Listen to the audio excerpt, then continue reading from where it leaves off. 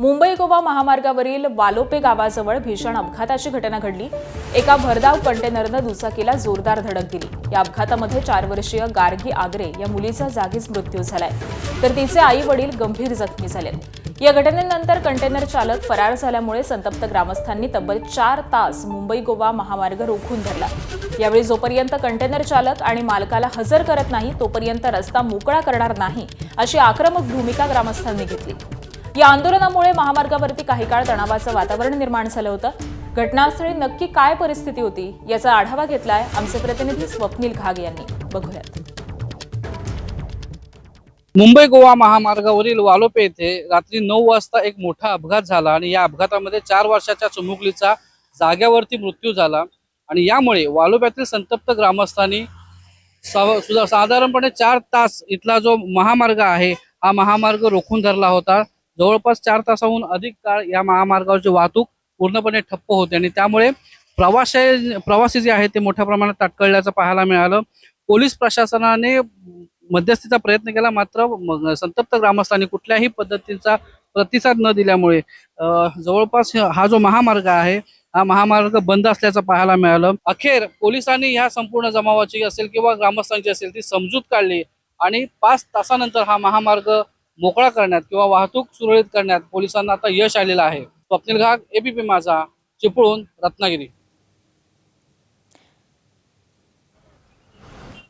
आणि यानंतर बुलेटिनमध्ये महत्त्वाच्या बातम्यांचा वेगवान पद्धतीने आढावा महाराष्ट्र लाईव्ह मधून। विधान परिषद निवडणुकीच्या पार्श्वभूमीवरती महायुतीत जागा वाटपासाठी जोरदार खळबतं सुरू आहेत। भाजप सूत्रांच्या माहितीनुसार नव्या फॉर्म्युल्यानुसार भाजप 12, शिवसेना 4 तर राष्ट्रवादी केवळ 1 जागा मिळवण्याची शक्यता आहे।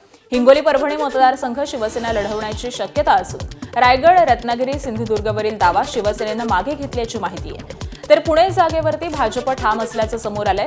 दरम्यान अंतिम निर्णय मुख्यमंत्री देवेंद्र फडणवीस, उपमुख्यमंत्री एकनाथ शिंदे आणि उपमुख्यमंत्री सुनेत्रा पवार घेणार असल्याची माहिती सूत्रांनी दिली आहे।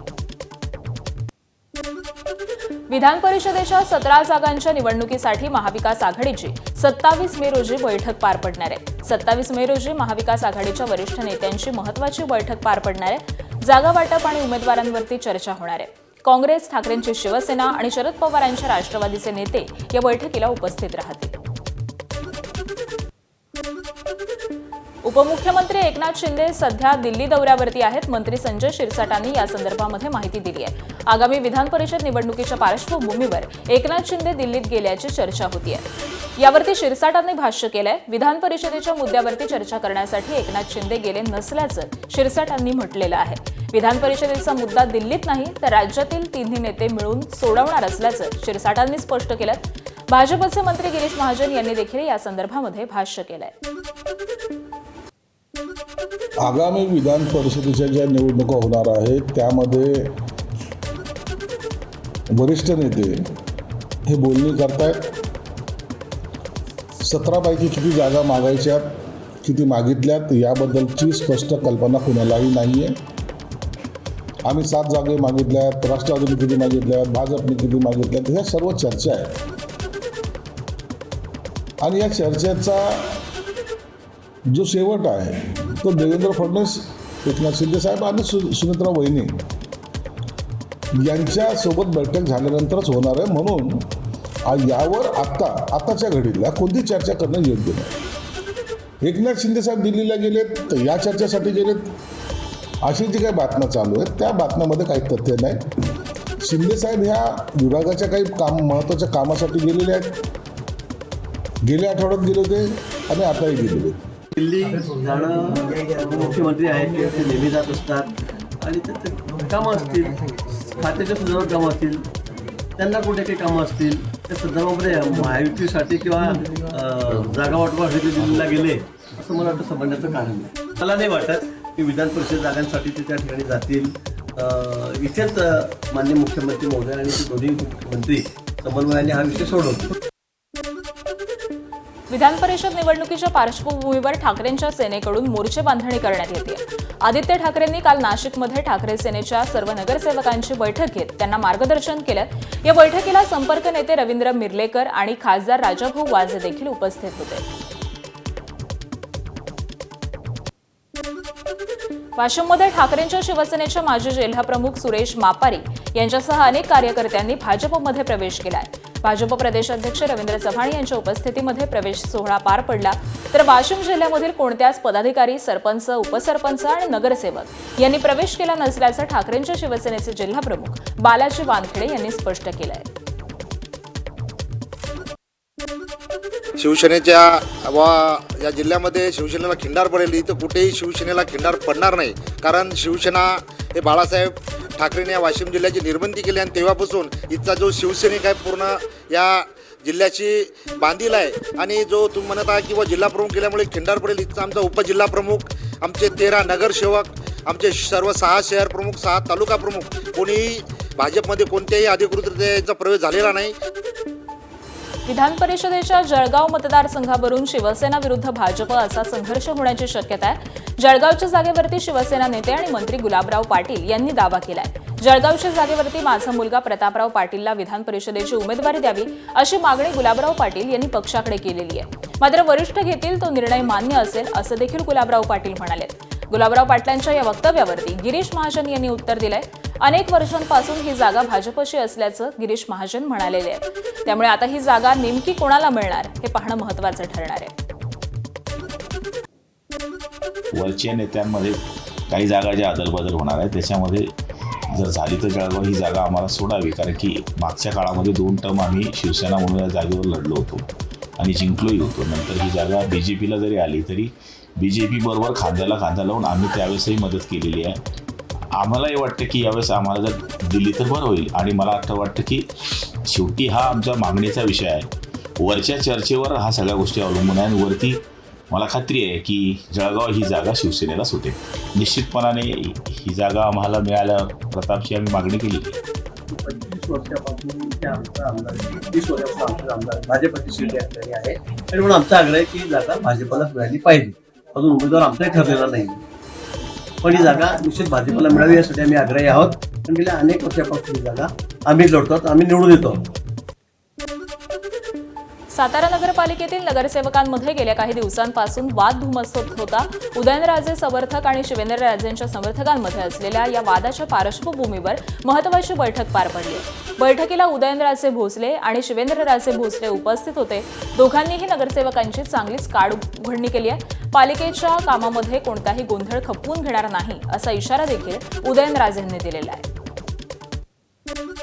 वेगवेगळ्या ठिकाणी लोकांसाठी जिथे जागा आहे त्या ठिकाणी असं बफर झोन करावे जेणेकरून ट्रॅफिकला अडथळा निर्माण होऊ नये. आणि आपल्याला तर माहीत आहे की आजची परिस्थिती कशी आहे की एकतर हे संपूर्ण युद्धाच्यामुळं तर अगोदर सगळ्या महागाई तर वाढलेली असते. आणि त्याचबरोबर आज प्रत्येकाचे विवंचन असतं, मला तरी विवंचन असते की आपल्या कुटुंबाचं कसं उपजीवी कसं व्यवस्थित मार्गी लावावं. आणि त्याकरता ही मीटिंग घेतली होती.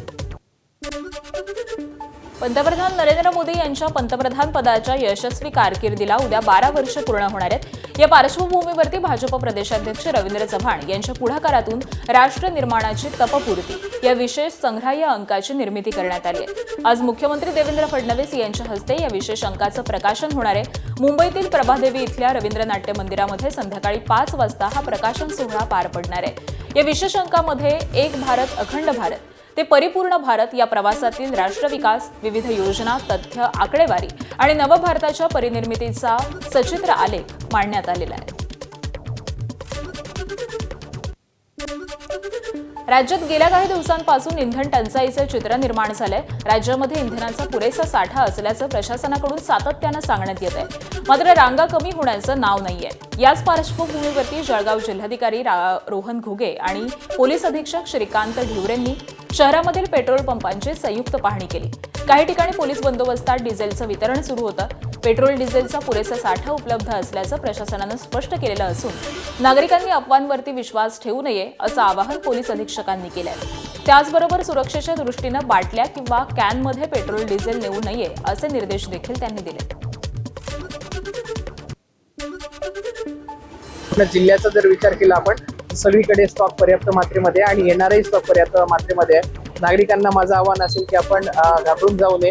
पॅनिक होऊ नये, पॅनिक बाईंग करू नये आणि कुठल्याही खुल्या कंटेनर्समध्ये देखील डिझेल पेट्रोल आपण घेऊन जाऊ नये. ते सेफ नाही आहे. अत्यंत कुठली परिस्थिती जर अशी असेल की कुठे गाडी बंद पडलेली असेल तर तिथे सेफ कंटेनर्स आहेत. त्या सेफ कंटेनर्सच्या द्वारेच हा पुरवठा घेण्यात यावा. आपल्याकडे अतिशय एक्सेस स्टॉक आहे. ट्रान्झिटमध्ये देखील आपल्याकडे स्टॉक आहे. त्याच्यामुळे अतिशय नम्र विनंती सगळ्यांना की कोणी स्टॉक करू नये, पॅनिक सिच्युएशन तयार करू नये. आणि आपल्याकडे अतिशय नॉर्मल सिच्युएशन आज प्रत्येक पेट्रोल पंपावर आहे. ज्या 10 ठिकाणी डिझेलची कमतरता आहे तिथे देखील ट्रान्झिटमध्ये आहेत आपल्याकडे आणि तो देखील आज स्टॉक आपण संपूर्ण भरणार आहोत. कॅन घरून घरी साठवणूक करू नये. आपण ॲम्पल फॉर्मॅटमध्ये आपल्याकडे पेट्रोल डिझेल अवेलेबल आहे. त्याच्यामुळे या पर्यायाचा कोणीही वापर करू नये. आपण पेट्रोल पंपावरच पेट्रोल आणि डिझेल न्यावे अशी सर्व नागरिकांना एक विनंती आहे. राज्यामध्ये पेट्रोल आणि डिझेलचा साठा मोठ्या प्रमाणावरती आहे, त्यामुळे कुठल्याही अफवांवरती विश्वास ठेवू नका असं आवाहन राज्याचे कृषी मंत्री दत्तात्रय भरणेंनी केलंय.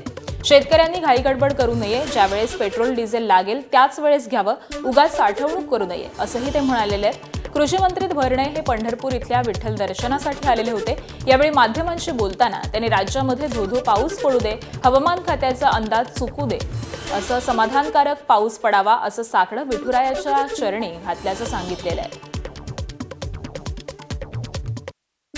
पेट्रोल डिझेलचा साठा या राज्यामध्ये भरपूर प्रमाणामध्ये आहे. त्यामुळे विनाकारण काही गडबडपडीत अफवावरती विश्वास ठेवू नका. राज्याचे मुख्यमंत्री देवेंद्र फडणवीस साहेबांनी पण आपल्या सगळ्यांना विनंती केली आहे. ही शेतकऱ्यांना विनंती करतो, अजिबात काही गडबड करू नका. पेट्रोल डिझेल आपल्या राज्यामध्ये त्याचा जो साठा आहे तो व्यवस्थित आहे. त्यामुळे कुणी गडबड न करता पेट्रोल डिझेल ज्यावेळेस आपल्याला लागेल त्याच वेळेस घ्या. भंडाऱ्याच्या लाखनी इथल्या भारत गॅस एजन्सी समोर भर उन्हामध्ये नागरिकांच्या रांगा लागलेल्या पाहायला मिळाल्या. त्यानंतर काँग्रेस नेते नाना पटोलेंनी सरकारवरती निशाणा साधलाय. पंतप्रधान नरेंद्र मोदी यांच्या चुकीच्या धोरणांमुळे देशातील जनतेला पुन्हा एकदा रांगेत उभं राहावं लागत असल्याचा आरोप काँग्रेसचे नेते नाना पटोलेंनी केलाय. तर नाना पटोलेंचं पक्षात कोणी ऐकत नाही, त्यांचा राग आमच्यावरती का काढता असा टोला देवेंद्र फडणवीसांनी लगावलाय. डिझेल नाही, पेट्रोल नाही, गॅस नाही, लोकांच्या लाईनी पेट्रोल पंपावर आपण पाहतोय. मोटरसायकलच्या असतील, ट्रॅक्टरच्या असतील. त्यामुळे जनतेला कायम लाईनमध्ये ठेवायचं, स्वतः सुख भोगायचं आणि जनतेला दुःखात ठेवायचं, हेच भारतीय जनता पार्टीचं आणि नरेंद्र मोदींचं त्यांचं त्या पद्धतीची पद्धत राहिलेली आहे. आणि त्याच्यामुळे देशातली जनता हा त्रास भोगताना आपण पाहतोय. नागरिकांना नरेंद्र मोदी रांगेमध्ये लावेल त्या प्रकारे डिझेल कोणताही आहे. नाना भाऊंना म्हणा तर पक्षामध्ये कोणी तुम्हाला विचारून नाही राहिलं. एक अध्यक्ष देखील तुमच्या बाजूने होत नाहीये. त्याचा राग आमच्यावर कशाला काढता. लातूर जिल्ह्यातील जळकोट इथं घरगुती गॅस सिलेंडर मिळवण्यासाठी नागरिकांना प्रचंड मनस्ताप सहन करावा लागत असल्याचं चित्र समोर आलेलं आहे. जळकोटमधील एका गॅस एजन्सी समोर सिलेंडरसाठी ग्राहकांची मोठी गर्दी होत असून कडक उन्हामध्ये नागरिकांना तासनतास उभं राहावं लागतंय. विशेष म्हणजे याबाबत तक्रार करून देखील प्रशासनानं याकडे दुर्लक्ष असल्याचा आरोप ग्रामस्थांकडून करण्यात येतोय. तर संबंधित एजन्सीकडून वेळेत गॅस सिलेंडर दिला जात नसल्याचा आरोप नागरिकांनी केलाय. दरम्यान रांगेत उभी असलेली एक महिला चक्कर येऊन खाली पडल्याची घटना देखील घडलेली आहे. या प्रकारामुळे नागरिकांकडून संताप व्यक्त करण्यात येतोय. मागील आठवडाभरापासून हिंगोली जिल्ह्यामध्ये डिझेल टंचाई आहे. शेतीच्या कामानिमित्त लागणारे डिझेल खरेदी करण्यासाठी अनेक पेट्रोल पंपावरती लांबच लांब रांगा लागलेल्या आहेत. बोल्डा इथल्या पेट्रोल पंपावरती मोठी गर्दी पाहायला मिळतेय. तर या रांगेची ड्रोन दृश्य ही टंचाईचं वास्तव मांडतायत. दूरपर्यंत डिझेल भरण्यासाठी ट्रॅक्टरची रांग लागलेली आहे. डिझेल टंचाईची दाहकता आणि शेतकऱ्यांचे हाल होत असल्याचं हे चित्र आहे.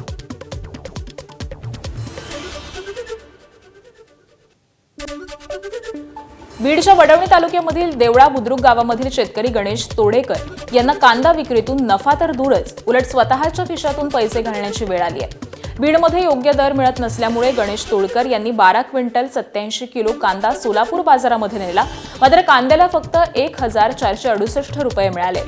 तर हमाली, तोलाई आणि वाहतूक खर्च 1,769 रुपये झालेला आहे. त्यामुळे तोडकर यांना कांदा विक्रीमधून नफा येण्याऐवजी 301 रुपये स्वतःच्या खिशामधून भरावे लागले. कांदा उत्पादक शेतकऱ्यांच्या अडचणी दिवसेंदिवस वाढत असून हमीभावाचा प्रश्न पुन्हा एकदा ऐरणीवर आलाय. कांद्याची एक बॅग घ्यायची म्हणले तरी 50 रुपये लागतात आणि इथून कांदा आम्हाला सोलापूरला न्यायला लागतो. आमचा जवळपास 250 ते 300 किलोमीटर प्रवास आहे इथून. तिथं नेऊन जर आम्हाला हे येण्याचे तिकटाला सुद्धा पैसे जर येत नसतील, हे शेतकऱ्यांनी करायचं काय? आपण कांदा काय रेटने घेतलेला विकायला चालू केला आहे? आपलं स्वतः जर कांदा घेऊन गेला, आपल्याला वेळ येत असेल कांद्याचे पैसे, कांदा देऊन आपल्याला पैसे व्यापाराला वापस द्यायची, ह्यापेक्षा अनेक काय दुर्भाग्य आहे शेतकऱ्याचं.